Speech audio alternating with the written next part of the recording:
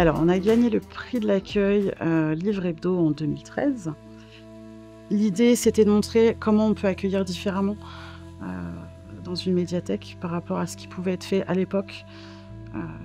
Donc, ouvrir à tout le monde, pas forcément obligé d'être inscrit pour rentrer.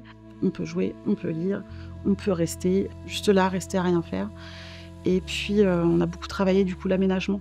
Le but, c'était vraiment qu'il n'y ait pas d'espace scindé, que les gens y passent d'un endroit à l'autre, que le jeu soit vraiment intégré au milieu de tout le reste.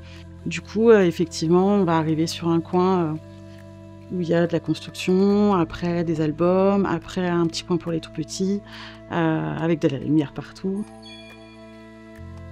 Et après, sur du livre, on peut voyager dans tout ça sans barrière. Et d'un bout à l'autre, on voit jusqu'au bout. Il n'y a pas de mur. Parfois, il y a beaucoup de bruit. Donc, c'est pas toujours facile de faire cohabiter tout le monde.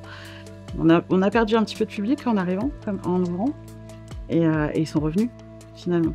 Ils sont revenus en se disant, bon, bah, c'est pas non plus si le bazar que ça. On fait cohabiter tout le monde avec des zones un peu froides et des zones un peu plus chaudes. On a, pour les lecteurs de presse, une zone au fond qui va être beaucoup plus calme. Là, les enfants n'ont pas forcément le droit d'aller y jouer.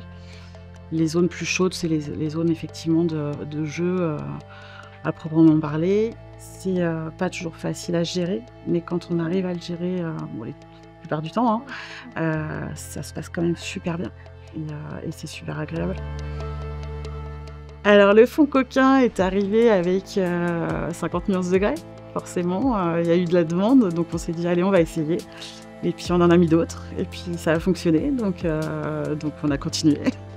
Voilà, ça fait toujours beaucoup rire, ouais. Mais ça fonctionne. Et puis là, en ce moment, c'est en train d'exploser. Cette littérature-là est très très prisée. On n'est pas des bibliothécaires, on n'est pas des médiathécaires, on n'est pas des ludothécaires. On est ludo-médiathécaires. Donc on s'occupe de tout. On s'occupe des jeux, on s'occupe des livres, on s'occupe des magazines, des DVD. Voilà, de tout. Et du coup, on joue. Il faut jouer pour tester les jeux, de toute façon. Les jeux, on est sur 1100 boîtes. C'est costaud. On joue comme on lit, comme on regarde des films. Ça fait partie du travail. Ouais, c'est dur. C'est hyper dur comme travail.